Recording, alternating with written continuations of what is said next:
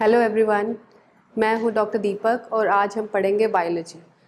Biology is a branch of science जिसमें आप सारी लिविंग बींग्स को स्टडी करते हैं। जो भी चीज़ जिंदा है, जिसमें भी जान है, वो सब हम स्टडी करते हैं बायोलॉजी में। सो बायोलॉजी की जो सबसे बेसिक चीज़ है, बायोलॉजी की सबसे बेसिक चीज़ है लिविंग बींग्स। अब लिविंग बींग्स की सबसे छोटी चीज़ ऐसी क्या है जिससे सारे लिविंग बींग्स हम बने हैं, तो वो बायो का हमारा सबसे ज़्यादा इंपॉर्टेंट टॉपिक हो जाता है। सो let's begin studying with the most important topic of biology, cell, the basic unit of life.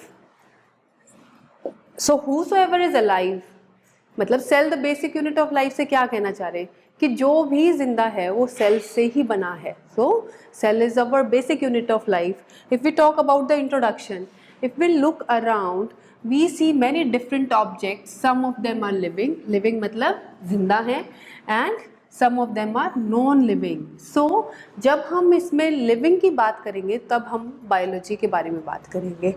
So both living and non living things are composed of certain basic chemical elements such as carbon, hydrogen, oxygen and nitrogen. These are the four basic elements जिससे living चीज़ हो या non living चीज़ हो, दोनों बने होते हैं। ठीक है, तो जिसमें चार हमारे बेसिक एलिमेंट्स आते हैं, carbon, number 1 carbon, number 2 hydrogen, number 3 oxygen and number 4 is nitrogen. So these chemical elements are found in an organized manner in the form of cells in the living beings. अगर हम living beings की बात कर रहे हैं, so ये जो chemical compounds हैं, केमिकल एलिमेंट्स हैं, ये एक स्ट्रक्चरल फॉर्म ले लेती हैं जिसको हम बोलते हैं सेल। सो सारे लिविंग बींग्स में जो सेल है वो चार इन बेसिक एलिमेंट से बना होता है, which distinguishes them from the non-living cells. अब लिविंग और नॉन लिविंग में फ़र्क क्या है?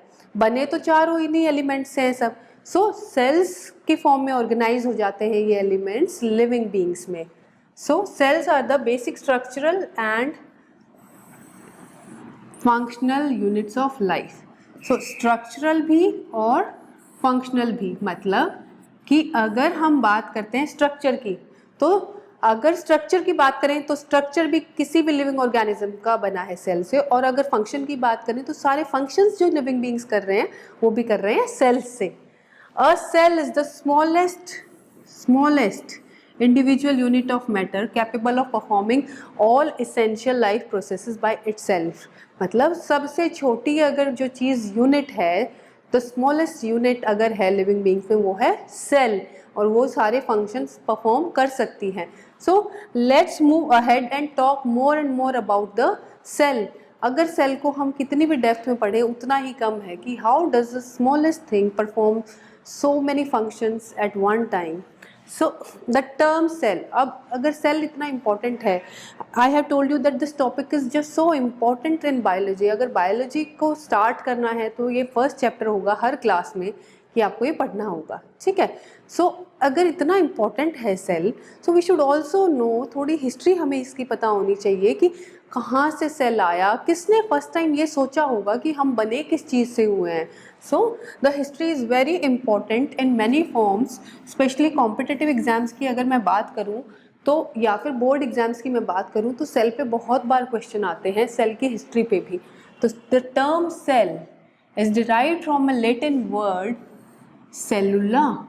सो लैटिन वर्ड मतलब, लैटिन भी एक ऐसी भाषा है जैसे हिंदी है, इंग्लिश है, ऐसे ही लैटिन एक भाषा है। सो लैटिन वर्ड था एक सेलुला। तो जो साइंटिस्ट था हमारा रॉबर्ट हुक, जिसने सेल को बताया कि ये एक सेल होता है, तो रॉबर्ट हुक ने उसका जो नाम सेल रखा वो किस लिए रखा, क्योंकि एक लैटिन वर्ड सेलुला होता है जिसका मीनिंग होता है अ स्मॉल कंपार्टमेंट या अ लिटिल रूम, एक छोटा सा कमरा या छोटे छोटे कंपार्टमेंट। तो उसी के बेसिस पे, लैटिन वर्ड सेलुला के बेसिस पे हमें टर्म मिली है सेल, जिसका मीनिंग होता है लिटिल रूम और कंपार्टमेंट या छोटे छोटे कंपार्टमेंट्स होते हैं। जैसे अगर हम बात करते हैं जेल में, जेल को हम इंग्लिश में बोलते हैं सेल। ठीक है, तो उसको सेल इसलिए बोलते हैं क्योंकि जेल में जो छोटे छोटे कमरे बने होते हैं वही एक्चुअली में कंपार्टमेंट होते हैं, वही सेल होते हैं। ठीक है, so the term cell was coined by Robert Hooke, very very important. term cell was coined by Robert Hooke in 1665 is also important. Learn the year, learn the name of the scientist. So अब cell है क्या? Cell is the smallest building block of life, जो हम पहले भी बात कर चुके हैं कि किसी भी लाइफ के बिल्डिंग ब्लॉक्स अगर हम बनाएंगे तो जो सबसे छोटा ब्लॉक होगा वो होगा cell. It is defined as the basic structural and functional unit of living organism. So structure की अगर हम बात करते हैं तो भी सबसे छोटा सेल है, और अगर फंक्शन की हम बात करते हैं तो भी सबसे छोटी यूनिट सेल है. A cell is capable of performing all vital functions to sustain life. अब वाइटल क्या होते हैं? वाइटल आर इम्पॉर्टेंट, मतलब जिंदा रहने के लिए जो भी फंक्शन करने की ज़रूरत है वो सारे फंक्शन परफॉर्म करता है सेल. तो सेल सारे इंपॉर्टेंट फंक्शंस भी करता है. सेल बिल्डिंग ब्लॉक भी है. अब सेल को डिस्कवर किसने किया है? सो नाउ वेर एवर मैं जब भी आपको लिखती हूँ मैं NB, दैट मीन्स कि ये आपको अपनी नोटबुक में लिखना है. So the first fair notebook में जो फर्स्ट चीज़ आप लिखेंगे कि सेल टर्म कहाँ से आई है, तो सेल टर्म आई है एक लैटिन वर्ड सेलुला से, जिसका मीनिंग होता है लिटिल रूम. अब सेल को किसने डिस्कवर किया? The cell was discovered by Robert Hooke in 1665. ये भी आपको लिखना है. उसके बाद आपने ये भी मेंशन करना है what is a cell. Cell is the building block of life. It is the smallest structural and functional unit of life. So ये चीज़ आपने अपनी फेयर नोटबुक में लिखनी है. सो अब हिस्ट्री की बात हुई है तो we need to know a little more about history of cell. इतना इम्पॉर्टेंट है, किसने पहली बार ये सोचा है कि भाई सेल को ही हम कैसे वो करेंगे. सो इसकी हिस्ट्री थोड़ी सी हमें और पढ़नी पड़ेगी. So discovery of cell we have read 1665 में रॉबर्ट हुक ने डिस्कवर किया. अब किस में डिस्कवर किया is again important. So it was discovered in the thin slices of cork. Cork होता है बेटा एक पेड़ की छाल होती है, जैसे पेड़ की छाल होती है उससे कई बार हम ढक्कन वगैरह बना देते हैं बॉटल्स के, उसको हम बोलते हैं कॉर्क. ठीक है, तो कॉर्क एक टाइप से मरे हुए सेल्स दिखते हैं कॉर्क के अंदर. So he so the cells in the thin slices of cork. ये इंपॉर्टेंट है कि किस में देखा? थिन स्लाइसेस ऑफ कॉर्क में देखा. ठीक है, so but they were dead cells. So he noticed several small compartment, जो हम पहले बात कर चुके हैं, स्मॉल कंपार्टमेंट बोल सकते हैं आप, लिटिल रूम बोल सकते हैं, like structure that resembled the structure of honeycomb. This is again important कि वो कैसे स्ट्रक्चर की. हनीकॉम्ब क्या होता है बेटा? हनीकॉम्ब होता है मधुमक्खी का वो छत्ता जिसमें से शहद निकल चुका होता है. तो वो आपने देखा होगा कभी ना कभी. मैं आपको दिखाती हूँ नेक्स्ट स्लाइड में कि वो कैसा दिखता है. ये हनीकॉम्ब के छत्ते की तरह दिख रहा है.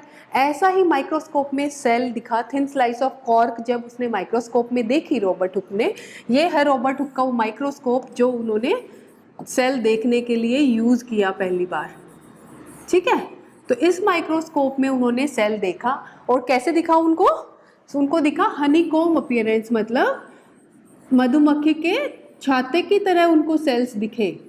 या फिर हम एक बात करें तो उनको ऐसे छोटे छोटे कंपार्टमेंट्स दिखे, तो ऐसा लगा कि ये छोटे छोटे कंपार्टमेंट हैं या फिर लिटिल रूम्स हैं, इसलिए उन्होंने इसको सेलुला बोला लैटिन में या फिर सेल बोला. ठीक है, सो कैसी अपीयरेंस होती है सेल्स की माइक्रोस्कोप पे जो रॉबर्ट हुक ने देखा? Honeycomb appearance. किस में देखा? थिन स्लाइस ऑफ कॉर्क में देखा. ठीक है, सो दीज आर इम्पॉर्टेंट. अगर अब मैं दोबारा से आपको बात करूं तो this you have to write in your notebook कि कहाँ पे रॉबर्ट हुक ने सेल्स देखे, या आपको अपनी नोटबुक में लिखना है, और उनकी कैसी अपीयरेंस थी ये भी आपको अपनी फेयर नोटबुक में लिखना है. तो अगर मैं इस स्लाइड की बात करूँ तो आपको अपनी नोटबुक में 5 लाइनें लिखनी है. द टर्म सेल, ये किसने दिया, इसका क्या मीनिंग होता है, रॉबर्ट हुक ने कौन से ईयर में दिया है, और ये स्मॉलेस्ट बिल्डिंग ब्लॉक है, और थिन स्लाइस ऑफ कॉर्क में दिखा जो कि स्ट्रक्चर ऑफ हनीकॉम्ब की तरह दिख रहा था. सो अगर डिस्कवरी की हम बात कर रहे हैं, सो अगर डिस्कवरी की हम सेल्स की बात कर रहे हैं तो इतनी हमने अभी पढ़ी. थोड़ी सी और साइंटिस्ट की बात हम we will discuss in the later on slides.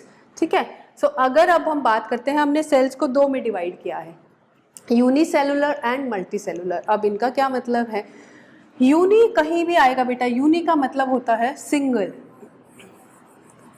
So uni means single. जब भी हम यूनी की बात करेंगे, यूनी का मतलब होता है सिंगल या फिर वन. फाइन. जब जब मल्टी वर्ड आएगा, मल्टी होता है मैनी, मल्टी मीन्स मैनी, और you can say more than one. सो जब जब सिंगल की बात करेंगे तो यूनी वर्ड होगा, और जहाँ मल्टी होगा मतलब ज़्यादा. ठीक है, तो यूनिसेलुलर मतलब सिंगल सेल, सेलुलर मतलब सेल से, और मल्टी सेलुलर मतलब मेनी सेल्स, मतलब जो ऑर्गेनिज्म एक सेल से बना है उसको हम बोलेंगे यूनिसेलुलर, और जो ऑर्गेनिज्म एक से ज़्यादा सेल से बना है उसको हम बोलेंगे मल्टी सेलुलर। तो अगर यूनिसेलुलर और मल्टी सेलुलर ऑर्गेनिज्म की हम बात करते हैं तो हम बताते हैं, ये बताया हमने पहले भी, cell is the basic structural and functional unit of life. अब all living organisms are made up of cells, ये भी हम बात कर चुके हैं।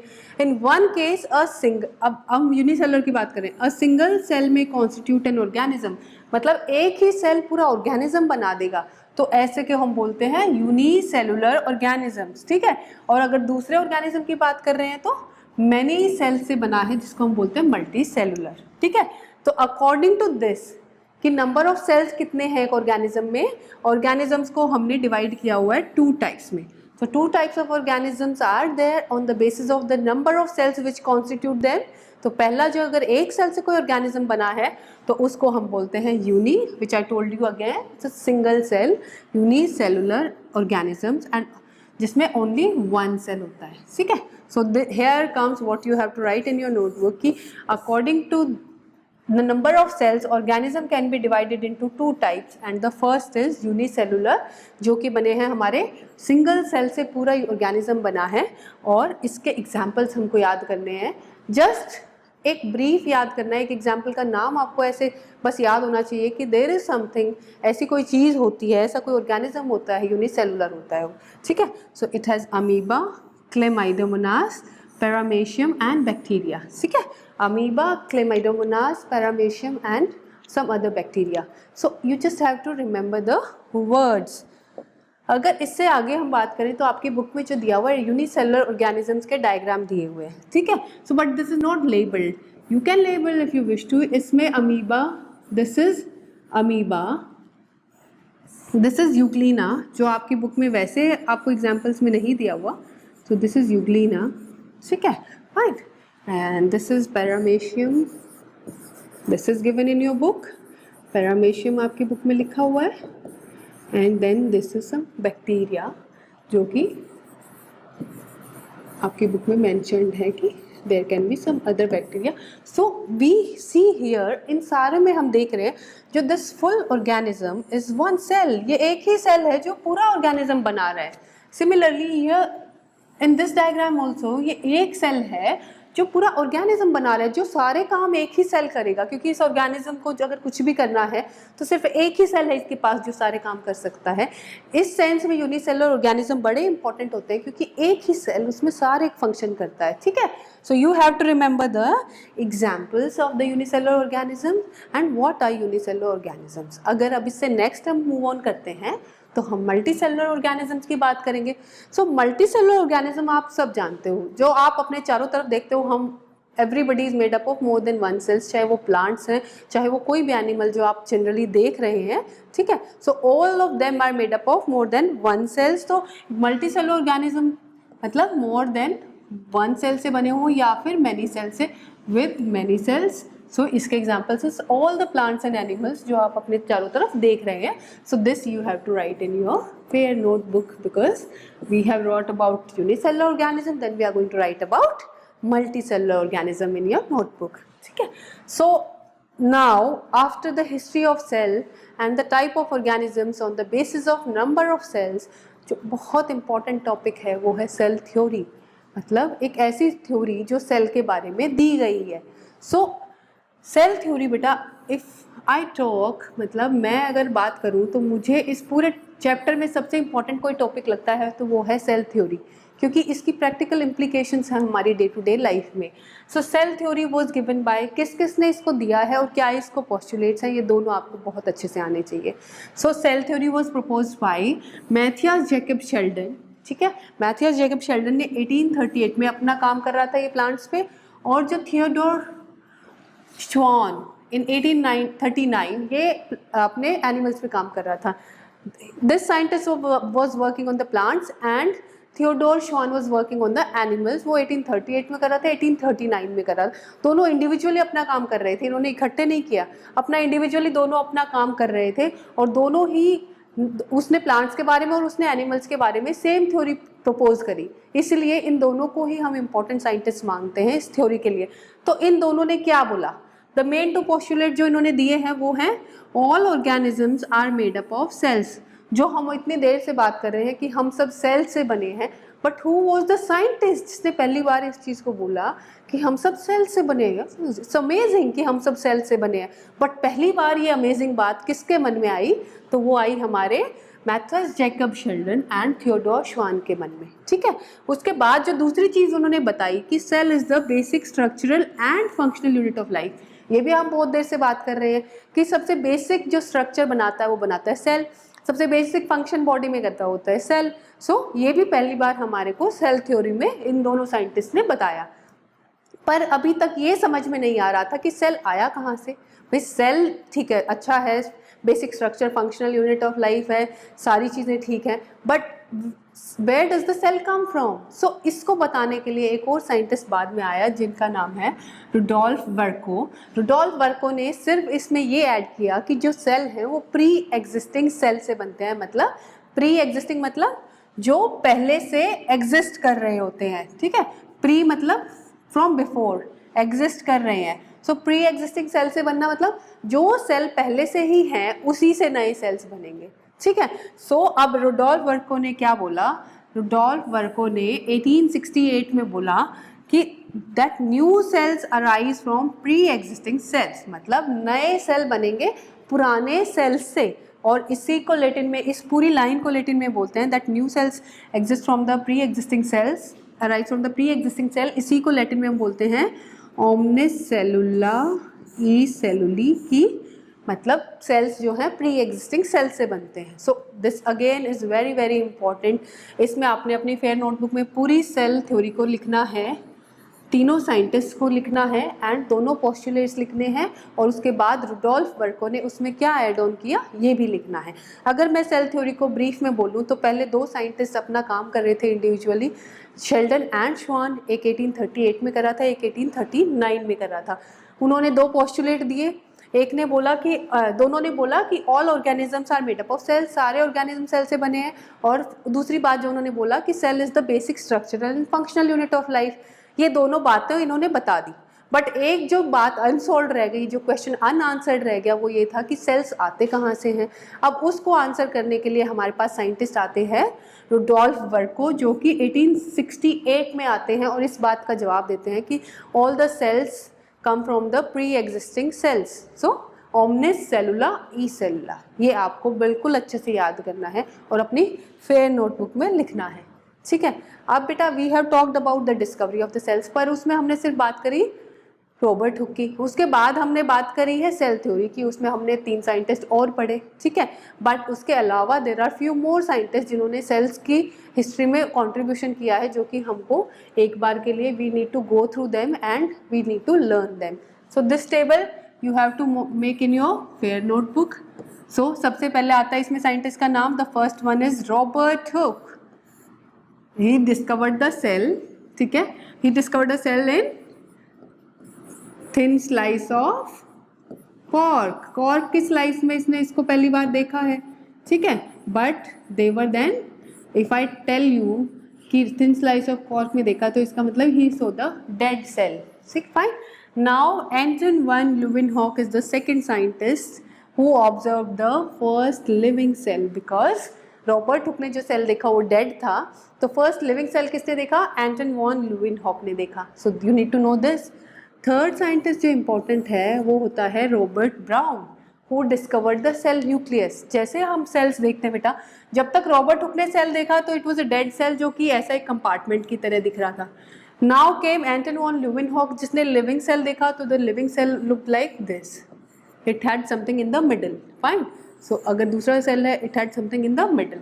So this thing, this dot जो अंदर दिख रही थी, इसको पहली बार आके न्यूक्लियस बोला किसने, रॉबर्ट ब्राउन। रॉबर्ट ब्राउन ने डिस्कवर्ड द सेल न्यूक्लियस। इस डॉट को पहली बार इंपॉर्टेंस दी रॉबर्ट ब्राउन ने कि ये भी कुछ चीज है जो इसके अंदर डॉट दिख रही है, fine. Now the fourth scientist Purkinje. Purkinje ने क्या बोला, परकिंजे ने अब बोला protoplasm. What is protoplasm then? ये हो गया, रॉबर्ट हुक ने देख लिया, देन एंटन वन ल्यूवेनॉक ने ये सेल देख लिया, उसके बाद रॉबर्ट ब्राउन ने इस डॉट को न्यूक्लियस बोल दिया। अब क्या रह गया इसके अंदर, इसके अंदर जो ये आसपास हमारा मटेरियल रह गया है, all this liquid jelly like substance जो बाकी सेल में बच गया है, इसको हमने बोला फिर प्रोटोप्लाज्म बोला इसको परकिंजे ने, ठीक है। So the term protoplasm was given bye परकिंजे, ठीक है। And now you know what is protoplasm. अगर हम नंबर 5 पे बात करते हैं तो आती है हमारी सेल थ्योरी। तो सेल थ्योरी में हमको याद करना है Schleiden, Schwann and Rudolf Virchow. Fine, Schleiden, Schwann and Virchow ने दी cell theory. Now we have to remember one more scientist जो कि कैमिलो गोल्जी है, जिन्होंने एक सेल ऑर्गेनेल को डिस्कवर किया है, जो कि हम आगे डिटेल में भी पढ़ेंगे, which is the Golgi apparatus, जिसका ऑर्गेनेल का नाम ही फिर इनके ऊपर पड़ गया है गोल्जी बॉडी, ठीक है, या गोल्जी एपरेटस। गोल्जी बॉडी या गोल्जी एपरेटस साइंटिस्ट गोल्जी ने ही डिस्कवर किया। So you have to write this in your fair notebook. आपको ये 6 साइंटिस्ट याद करने हैं, ये 2 हम याद कर चुके हैं already. Fine, this cell theory and then this you will be reading further, and these 3 more you have to remember and write in your notebook. So now अब सेल्स की हमने बेसिक हिस्ट्री बात कर ली, सेल थ्योरी बात कर ली। अगर अब हम बात करते हैं कि सेल्स डिफरेंट साइजेस के होते हैं, डिफरेंट शेप्स के होते हैं। सो पहले हम बात करते हैं साइज के। सो अगर हम नॉर्मल बात करें एक सेल की, तो बेटा you can not see it with your normal eyes. आपको किसी न किसी चीज़ की हेल्प लेनी पड़ेगी उसको देखने के लिए, और जो उसको हेल्प लेनी पड़ेगी, वो जो हमारा जो इंस्ट्रूमेंट होगा जिसके आप हेल्प लेंगे, वो होता है माइक्रोस्कोप। मतलब स्कोप मतलब देखना, और माइक्रो मतलब छोटी सी चीज़ को। तो एक छोटी सी चीज़ को देखने के लिए जो हम यूज़ करते हैं, वो हम यूज़ करते हैं माइक्रोस्कोप। जैसे रॉबर्ट हुक का माइक्रोस्कोप हमने देखा था पहले। So cells are very small in size which can not be seen with naked eyes, but there are few exception जिसमें सेल बहुत बड़ा भी होता है। So we have to remember the सबसे बड़ा सेल कौन सा होता है, उसका नाम हमको पता होना चाहिए, उसके एग्जाम्पल पता होना चाहिए। So let's talk according to your book the size of the cell. Most of the cells are minute, मतलब बहुत छोटे होते हैं, and are visible only under the microscope. So what is the instrument जो हम सेल्स देखने के लिए यूज करते हैं? Tell me quick. Microscope. Okay, so microscope is the instrument जो सेल देखने के लिए यूज किया जाता है। There are only few micrometres in diameter. जो ये स्मॉल सेल्स की हम बात कर रहे हैं, सो माइक्रोमीटर कितना छोटा होता है, ठीक है, जिसको देखने के लिए माइक्रोस्कोप यूज करना पड़ेगा। सो ज़्यादातर जो सेल्स होते हैं, they are just few micrometer in their diameter. The cells range in size from micrometer to as long as 1 meter. So कोई सेल ऐसा भी है जो 1 मीटर लंबा है। Fine, so there are some cells which are big enough to be seen with naked eyes, मतलब खुली आंखों से भी, सिर्फ आंखों से बिना किसी इंस्ट्रूमेंट के साथ भी हम देख सकते हैं कुछ सेल्स को, एटलीस्ट जो 1 मीटर लंबे हैं वो हम आराम से देख सकते हैं। सो एग्जाम्पल जो इसका याद करना में, जो इसका एग्जाम्पल है वो है कि egg of an ostrich which is 15 centimeter long and 13 centimeter wide. So ostrich का जो egg है, ये आपके इधर डायग्राम दिखा रखा है, this is the egg of the ostrich. तो egg जो होता है वो एक ही सेल का बना होता है, and which is 15 into 13 centimeter. So ये तो हम अपना नेकेड आई से देख सकते हैं 15 into 13 सेंटीमीटर। तो और ये स्मॉल सेल्स दिखा रखे हैं which are few micrometer in diameter, जो कि हमारे माइक्रोस्कोप में दिखते हैं। So this is like one cell अगर हम इसकी बात करें, and this is the nucleus, here it is one more cell. Fine, this is the nucleus, one more cell. So this is how the cell looks in the microscope, and इतने छोटे हैं तो microscope में देखने पड़ रहे हैं। तो this is how a small cell looks and this is how a bigger one looks. So ostrich का एग बहुत इंपॉर्टेंट होता है because this is very big cell. Fine, अगर हम बात करते हैं अब हमारी नेक्स्ट स्लाइड की, we have to remember this बेटा, this info box you have to remember. The smallest cell is mycoplasma. सबसे छोटा जो सेल होता है ये हमारा एक बैक्टीरिया होता है जो होता है माइक्रोप्लाज्मा, और जो लार्जेस्ट सेल होता है ये होता है ऑस्ट्रिच का एग, जो कि हम बात कर चुके हैं, is 15 into 13 centimetre. And the longest cell is neuron, जो कि हमारी बॉडी का नर्व सेल होता है। It can be up to 1 metre in length. जो 1 मीटर हम यहाँ बात कर रहे हैं वो कौन से सेल्स हो सकते हैं? हमारी बॉडी के नर्व सेल्स होते हैं जो इतने बड़े हो सकते हैं, ठीक है। So you have to remember the smallest cell, the largest and the longest cell. Fine, so let's move to the next slide. The next slide is the shape of the cells. The shape of the cells can vary, कोई cell किसी shape का होता है, कोई cell किसी shape का होता है. तो let's see the shape of the cell varies according to their function. They may be disc like कैसे होंगे, जो आप पार्क में वो थ्रो करके जो डिस्क होती है उससे आप जो खेलते हैं, these are like kind of disc like cells. Fine. उसके बाद जो दूसरे cell, they can be polygonal, बहुत सारे उसमें पॉलीगोनल सेल्स हो सकते हैं. There can be columnar, column बना लेंगे बड़े बड़े लाइक दिस. ठीक है. They can be cuboid, cube जैसे होंगे, ऐसे ऐसे ऐसे. 1 second, I need to draw a little अच्छा diagram for you. These are like columnar, then there can be cuboidal, fine, then there can be thread like, लंबे हो सकते हैं पतले पतले. So nerve cells जो हम बात कर चुके थे, they are the longest cells, so लंबे होते हैं, so have an elongated structure, मतलब elongated मतलब लंबा, elongated structure. This helps them in conducting impulses quickly, क्योंकि इम्पल्स कैसे कंडक्ट करनी है. सपोज मेरी बॉडी को, मैंने किसी गर्म चीज़ को टच किया, so I have to remove my hand suddenly. So वो इम्पल्स जो फास्ट होनी चाहिए, उसके लिए जल्दी से एक इम्पल्स को जाना चाहिए. इसलिए हमारे जो नर्व सेल्स होते हैं वो ऐसे पतले और लंबे होते हैं. Our nerve cell looks like something like this. एक बेसिक सा आउटलाइन मैं बता रही हूँ. हमारे नर्व सेल ऐसे दिखते हैं. यहाँ से इम्पल्स आती है, फटाफट यहाँ पे हमारा एक्शन हो जाता है. Right. So similarly there are cells that have a flexible shape. Flexible मतलब मोल्ड हो जाते हैं, कभी किसी शेप के दिखेंगे, कभी किसी शेप के दिखेंगे. इसका एग्जाम्पल हमको याद करना है, amoeba and our blood cells. So flexible shapes कौन सी होती है? Amoeba and blood cells. The flexibility in amoeba shape help to perform various activities. अब अमीबा बेटा वी टॉक कि it is an unicellular organism. So amoeba is like there is no shape, ऐसा सा दिखता है अमीबा. ठीक है. So now there is something, यहाँ पे कुछ पड़ा है जो अमीबा का खाना है. Now amoeba has to eat this. अब इसको ईट करना है, तो व्हाट अमीबा विल डू, यहाँ पे फूड है अमीबा का. So what amoeba will do is like इसको इनगल्फ करेगा, इस फूड को ऐसे ले आएगा. So it has change its shape. इसने शेप को चेंज किया है अमीबा ने खाना खाने के लिए.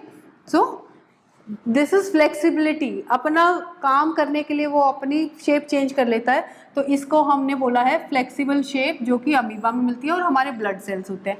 हमारे ब्लड सेल्स को कई बार कोई पतली सी जगह है, सपोज इतनी थिन जगह है कोई, ये हमारी कोई थिन सी ट्यूब है, हमारा ब्लड सेल इतना बड़ा है, it has to pass through this. तो स्क्वीज हो जाएगा, बिल्कुल पतला और लंबा सा बन जाएगा, और इसके अंदर से, ताकि बाहर, इसके अंदर से बाहर निकल सके. ठीक है. So our blood cells in amoeba are flexible. The flexibilities amoeba shape help it to perform various activities such as movement and feeding. ये हम बात कर चुके हैं कि अमीबा को अगर खाना है तो ये शेप चेंज कर लेगा, बट अगर इसको चलना है आगे तो भी ये कभी इनको एज पैर यूज़ कर लेगा. सो टू मूवमेंट के लिए भी उसको अपनी शेप चेंज करनी पड़ सकती है, खाना खाने के लिए अपनी शेप चेंज करनी पड़ सकती है. The change in the shape of amoeba is due to the formation of pseudopodia that are the projections on its body. So ये जो अमीबा है, this is अमीबा. फाइन. अगर अमीबा की हम बात कर रहे हैं कि इसकी बॉडी पे कुछ कुछ प्रोजेक्शंस होती हैं, जो कभी कैसे बना लेता है, कभी कैसे, इन प्रोजेक्शंस को हम बोलते हैं सूडोपोडिया. सूडो मतलब अ काइंड ऑफ झूठा, मतलब नॉट रियल. ठीक है. तो असली फिंगर्स नहीं है, काइंड ऑफ फिंगर्स है इसकी, but these are not true fingers. ठीक है. तो उनको हम बोलते हैं सूडो. सो सूडोपोडिया, सूडो पैर. ठीक है. फिंगरटिप, सूडो पैर. इसके पैर ऐसे हैं जो इसको मूवमेंट में हेल्प करा रहे हैं, जो खाने पीने में भी हेल्प करें. सो इन प्रोजेक्शंस को हम बोलते हैं सूडोपोडिया. ठीक है. Fine. So this is your examples अलग अलग शेप के हिसाब से दे रखे हैं. तो जो डिस्क शेप होती हैं, राउंड एंड बाय कनकेव एक टाइप से, ये होती है हमारी रेड ब्लड सेल्स या फिर आरबीसी की शेप पे हम आगे फर्दर बहुत बात करेंगे. So RBCs are round and biconcave. उसके बाद जो है हमारे वाइट ब्लड सेल्स, ये एक अमीबॉइड, ये क्लस्टर बना लेते हैं, जिसको हम बोलते हैं अमीबॉइड क्लस्टर, क्योंकि ये जो क्लस्टर है इसकी शेप ऐसे प्रोजेक्शंस दिख रहे हैं अमीबा की तरह, तो इसलिए उसको बोल देते हैं अमीबॉइड शेप. ये हमारे कॉलमनर सेल्स हैं. जैसे अगर ये एक सेल्स बात करें तो ऐसे कॉलम बने हुए हैं, माइक्रोस्कोप में हमने देखा है, तो ये कॉलम बने हुए हैं, तो इनको हमने बोल दिया कॉलमनर सेल्स.